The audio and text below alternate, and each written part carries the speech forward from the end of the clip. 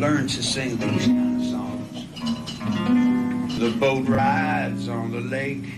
And I went over and Ray Lee told me, he says, man, you can't do anything with that.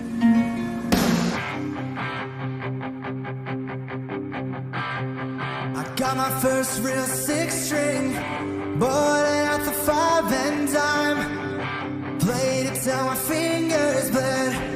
It was the summer of '69. Me and some guys from school had a band and we tried real hard. Jimmy quit, Jody got married. I should've known we'd never get far. Oh, when I look back now, that summer seemed to last forever. And if I had the choice, yeah, I'd always wanna be there. Those were the best days of my life.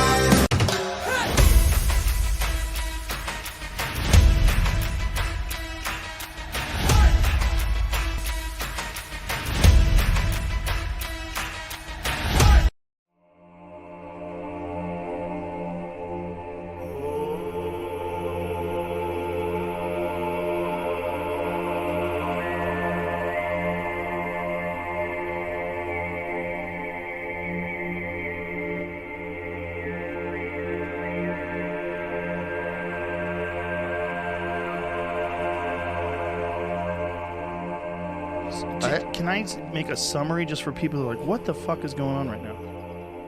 Essentially, what you're saying is that Charles Manson was a part of some sort of a program. Yes. And that through this program, they were using him and using, with LSD and all the members of the family, they were turning them violent. And why do you think they were doing this? What I've proven is that he was getting leniency from the federal government.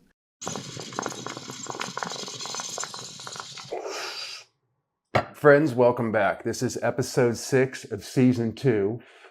I figure we start off with a bong hit, as we're going to be going back into a time when things were a hell of a lot more free, shall we say. I wanted to talk about the roots of Scientology, and I mentioned at the end of season 1 that in the second season we're going to be going deeper into its roots. So a way to do that is to start off in the mid-40s with something called Operation Paperclip, which I'm going to step you through. We're going to go up to Charles Manson, which is a very interesting time in history, and talk about him. And then we're going to go up to the 70s, dealing with David Berkowitz, or the Son of Sam killer. And all throughout this journey, the Scientology cult plays its role, and we'll talk about that. So grab your bong. I'm going to grab a cigarette. Drop some acid, whatever you feel like doing, because my friends, we're going back to the hippie era. You gotta be some kind of special nitwit, right? We just need maybe 200 grams of potassium nitrate. Forget it. Seriously, kid. Am Scray. Look, I'm sorry we broke in. But my friends, they're counting on me. I'm like Werner von Braun to them. Werner von Braun. Now, who the fuck is Werner von Braun? I found myself asking. And why did Hollywood, or what I affectionately refer to nowadays as Scientollywood, hold such a Nazi scientist in high esteem? And after the war, the CIA, in league with other networks, had something called Operation Paperclip, in which they got the major Nazi geneticists and engineers out of Germany, and they brought them to the United States. And one of them was Werner von Braun. And he then, because these Nazi engineers basically created NASA. And he worked at NASA, von Braun, and he was the lead engineer developing the Saturn V rockets that powered the moon program. And what role did Scientology have to play in all this? Wasn't I going towards spiritual freedom? And how is it that I came to be an unwitting Manchurian candidate at Scientology's Celebrity Center without my knowledge or consent? Now, I don't know about you, my friends, but I don't recall being told in my high school history textbooks of 1,600 Nazi Scientologists.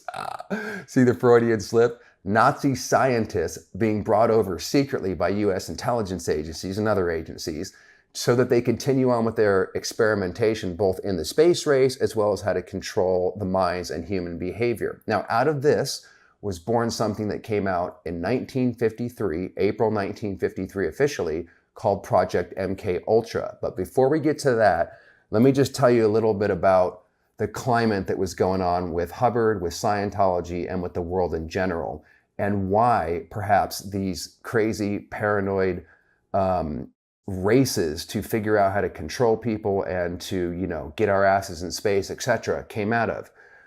So with this Cold War, it was justified by Harry S. Truman, who's the one that brought these Nazi scientists over, that look, we're getting our POWs in Korea brainwashed. There's something we don't know about when these people are coming back spouting the most crazy shit. The Russians are way ahead of us in the space war, as well as learning how to control people. So we got to get our shit together. And these Nazi scientists, if we can use them to build our rocketry, get our ass to space, as well as other techniques, we can win this war. Never mind getting along. That could never happen in this world. There always has to be two people fucking fighting. So that's the climate that was going on. Now, this ties into something that we're going to do a separate video on because it's a big subject, but I just want to throw it in here because it's part of this story that's forming here. So L. Ron Hubbard in the late 1940s went to Jack Parsons' house in Pasadena. Jack Parsons was an infamous rocket scientist who also happened to be heavily steeped in the occult, particularly Crowleyism. Now, running through the theme of what we're talking about here about the Son of Sam murders, these apparently disparate, unrelated subjects like serial killers, Scientology and these cults, and Operation Paperclip and Project MKUltra, military intelligence operations, the occult runs through all of these. And there's a reason for that. Like I said, it's beyond the scope of this video, but it's important to talk about that.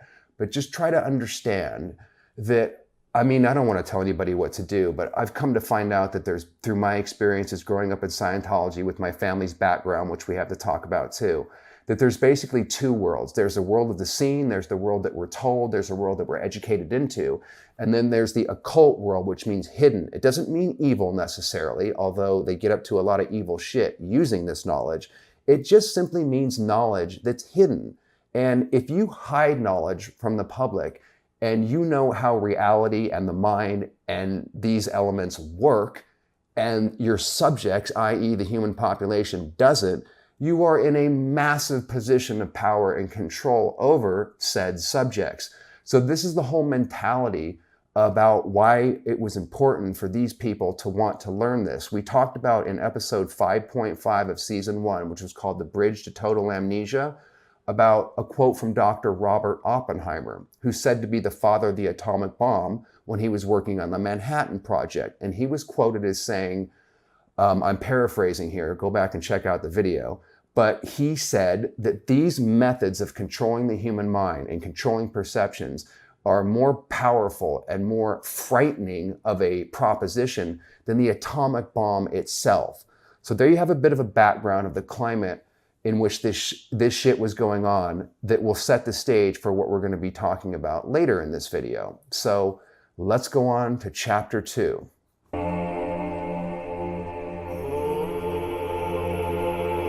I give the CIA a total credit for sponsoring and initiating the entire consciousness movement, counterculture events of the 1960s. History will judge the role of the CIA and other intelligence agencies in unwittingly contributing to the counterculture of the 60s through their intense interest in LSD and other hallucinogenics. But for the moment at least, the argument can be made that the CIA helped usher in the age of Aquarius. Now, the CIA did just a little bit more than unwittingly help to usher in the age of Aquarius, or what's affectionately known as the hippie era. They actually created it. What's the first drug that you think of when you think of the hippies? Obviously LSD, right? Now, LSD was a major part of these MK or mind control experimentations that first began in 1948 to 1949 with something called Project Bluebird. Then it morphed into Project Artichoke. And then in 1953, April of 1953 to be precise, the then head of the CIA named Alan Dulles started Project MK Ultra. He appointed this psychiatrist or psychologist named Sidney Gottlieb to head MK Ultra. Now there was 129 different sub-projects, and all of this is based off what we talked about with Operation Paperclip, where the US wants to figure out how to brainwash people, particularly how to create Manchurian candidates that would assassinate without having any memory, to create messengers or couriers during times of war, and all sorts of crazy shit in order to get one up on the Russians. That's the explanation that was given in the justification, but it goes a little bit deeper than that. So where they found these unwitting subjects, and what Sidney Gottlieb says he has to be able to pull off in order for this to seem like to see if it actually works, is they had to experiment on unwitting U.S. subjects. Not only is this highly illegal, the Nuremberg trials that were just had in 1947 were designed to prevent the U.S., for example, experimenting without the subject's knowledge. But they did that, and that's what Project MK Ultra is all about. And it wasn't discovered until 1974 when they had congressional and state hearings. But before that, very, very few people knew about it. Ironically, L. Ron Hubbard did know about it. He tried to expose it, although, of course, Scientology is just another version of mind control and MK Ultra, which we'll talk about. He tried to expose it in a book called Science of Survival, which I believe came out in 1954. And he called it pain drug hypnosis because that's what they were using. They were using pain, electroshock, hypnotism in particular, and drugs to try to create these Manchurian candidates. So with that in mind and that little bit of a background, we'll be adding more as we carry along here. This is the climate from which the hippie era came out of. And this takes us to the birth of the hippie nation, which, as everybody knows, was Haight-Ashbury, of course, right? No, it was my old stomping grounds where I used to live for the past 10 years up until recently, called Laurel Canyon Boulevard. Laurel Canyon was a place people were attracted to, like a magnet. It was a very small community of musicians and long-haired weirdos. We were at the very center of this beautiful bubble of creativity and friendship. The Byrds, Neil Young, the Monkees, Crosby, Stills and Nash, the Doors, Jackson Browne, Linda Ronstadt, the Eagles, and Mamas and Papas. Cue the tape. It's odd because in Laurel Canyon, so many of the soon-to-be stars there, their parents were in either the military-industrial complex or intelligence or the Pentagon. When I started looking into Laurel Canyon, I drove down Laurel Canyon to Hollywood almost daily when I first moved out there. And I never knew that there was an old Air Force base called Lookout Mountain U.S. Air Force Base at the top of Laurel Canyon. And what's funny is, if you do the history of it, yeah, if we go into the true history of Laurel Canyon, we'll be here for another 17 videos. So to rectify that, my friend, and to keep the plot points moving along here, because this is going somewhere, I've decided to give you some homework because I know everybody loves homework. Now, there's an infamous book, infamous amongst the conspiracy theorists, by an author named Dave McGowan called Weird Scenes Inside the Canyon, Laurel Canyon, Covert Ops, and the Dark Heart of the Hippie Dream. Now, I first came across this material about 2 years after coming out of the Scientology coma. Dave McGowan lived here in Los Angeles. He passed away recently in his 50s, unfortunately, because I really wanted to talk to him and interview him, and he would have been a fascinating guy to talk to. But long story short, he put out this series of articles on the internet many years ago, which turned into this book. And I remember coming across it And let me just put it this way, my friends. If you don't want to have your 60s rock stars, everyone from Jim Morrison to the Byrds, Crosby, Stills, and Nash, on and on. If you don't want to have your hippie dreams and your rock stars of the hippie dreams absolutely destroyed, don't read that material. The reason I bring this up is because this Laurel Canyon and everything we've talked to before is going to play a major role when the dots are connected in part 2. To summarize this particular plot point, 2 things to keep in mind. What we were told was a spontaneous, organic counterculture movement that started in Haight-Ashbury in the 60s actually originated in a small stretch 2 minutes away from where I live now and where I used to live while I was going up Hollywood's ladder and going up Scientology's bridge to total freedom. They originated in this small stretch of land. Also, there was a place called Lookout Mountain Laboratory, which sits right up at the top of Laurel Canyon Boulevard, that used to be a secret military intelligence base. I'm probably going to take you guys around to Laurel Canyon since it has a fascinating history. I live right here, and I want to show you some of this history. And I also want to take you around to some of the orgs and stuff and give you a visual of what we're actually talking about in this series. But it's absolutely fascinating. Anyways, the most infamous of these intelligence families, counterculture heroes, was James Douglas Morrison, also known as the Lizard King, also known as the lead singer of The Doors. His father, coincidentally, helped to kick off the Vietnam War with the infamous Gulf of Tonkin incident. The Gulf of Tonkin is another prime example. The commander of the Gulf Fleet in the Gulf of Tonkin, his son was Jim Morrison. They claimed the USS Maddox was attacked by Vietnamese vessels. It was never attacked. As a matter of fact, they put ghost ships on the radar to make it look like they were Vietnamese ships. The Maddox was never attacked. It was an actual, literal false flag to enable the U.S. to declare war on Vietnam. So Jim Morrison's dad was involved in the false flag of the Gulf of Tonkin.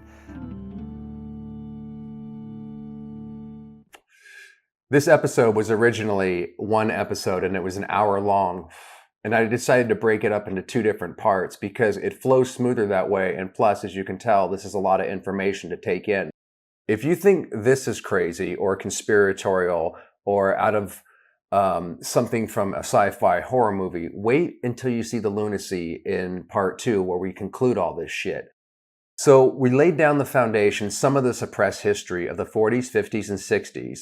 And this is going to lead, believe it or not, into Scientology, Charles Manson, and the Son of Sam murders. Now, sitting smack dab in the middle of this saga is a crazy motherfucking cult called the Process Church of the Final Judgment, which is an offshoot of Scientology and has very interesting connections, shall we say. Let me introduce you to these freaks first, and then we'll talk about them.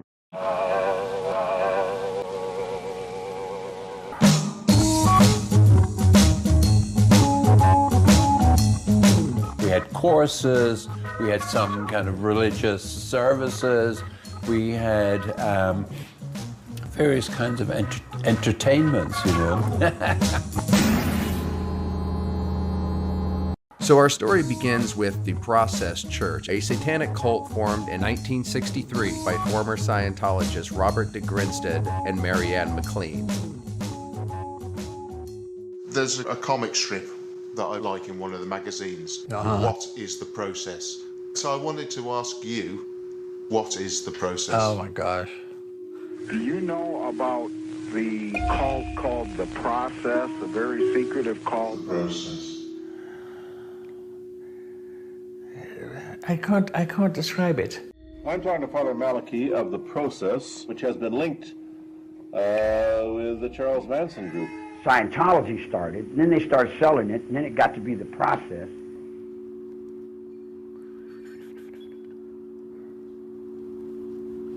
We're still at work today. Conspiracy theorists were telling me this was the cult that was really responsible for so many of the heinous crimes throughout the 20th century. Mindbenders of Mayfair. That's what they called us. You're sure to come up with dozens of sites suggesting that there's this evil eminence behind everything that's going wrong in the world. Some people suspect The Process are still at work today. Now, the process refers to Scientology auditing. I showed you in the last video that Scientology has a training side and a processing side, or auditing side. Marianne McLean and Robert de Grinstead met at a Scientology center. They became hardcore Scientologists, and in 1963, they decided to splinter off or squirrel the tech.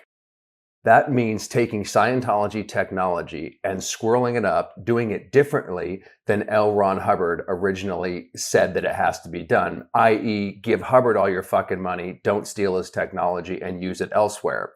But they did that, complete with e-meters and all. It's literally an exact takeoff of Scientology. And like Scientology, it creates Scientologists who lose their fucking mind, as you'll see as the story progresses. So I have a second homework assignment for you, my friends, because I know that you love homework. Netflix just made this book by Maury Terry. It's called The Ultimate Evil, The Search for the Sons, note the plural, of Sam. Now, I highly recommend checking out this series. It's quite well done, and they didn't butcher Maury's stuff too much, but they did slant it a little bit. Son of Sam is not over. Son of Sam still exists. Berkowitz is claiming members of a satanic cult helped in the murders of 6 people. I could feel a force pulling me into the darkness. This group is all over the country. They were devoted to bringing on the end of the world. Is there a link between the Manson killings and the Son of Sam killings? Maury wanted the truth to come out, but nobody would listen. People are scared that this is still happening. With Berkowitz in prison. Who's still out there? You better run for your life.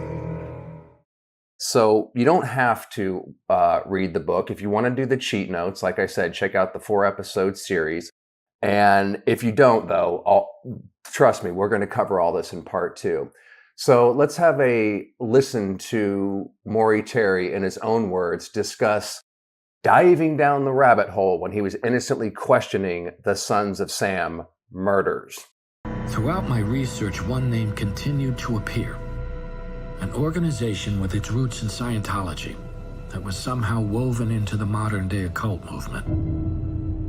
A mysterious group that called themselves the Process Church of the Final Judgment. We are the servants of God, no less. The cars, the process, Manson, the children. I had descended down a rabbit hole that was far darker than I had ever expected. And I was about to find out how right I truly was. I am guilty of these crimes, wrote Berkowitz, but I didn't do it all. He went on to admit he was part of a cult, and there were others behind the Son of Sam murders. I can safely tell you that one member, John Carr, is deceased. Many others have vanished, scattered about all over the USA. So this leaves both you and me alone. At the end of Berkowitz's letter was a line I took as cautionary advice. Maury, the public will never ever truly believe you, no matter how well your evidence is presented.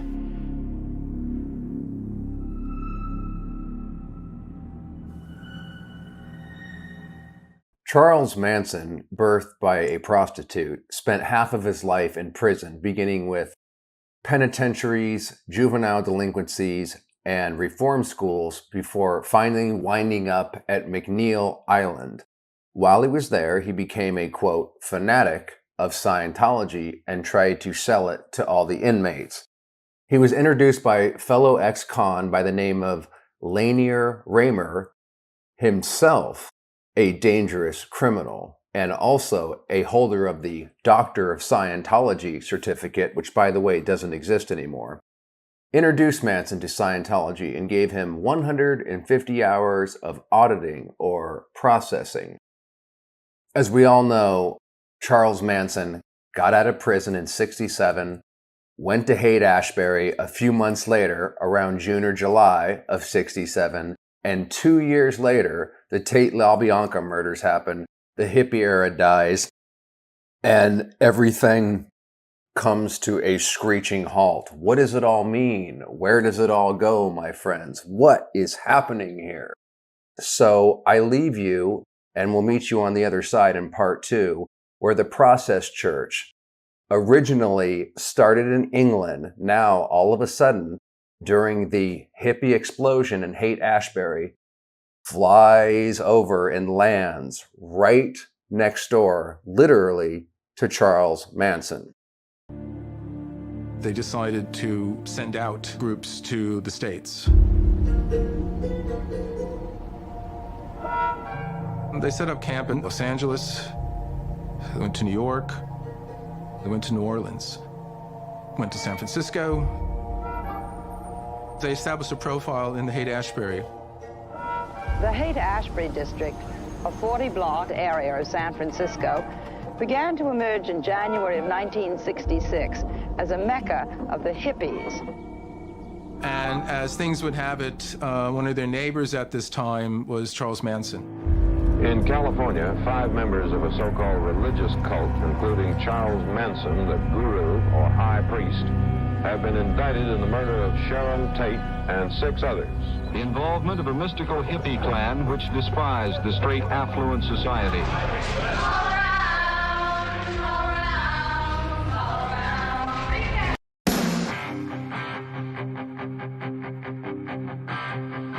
Got my first real 6-string, bought it at the 5 and dime. Played it till my fingers bled. Was the summer of '69.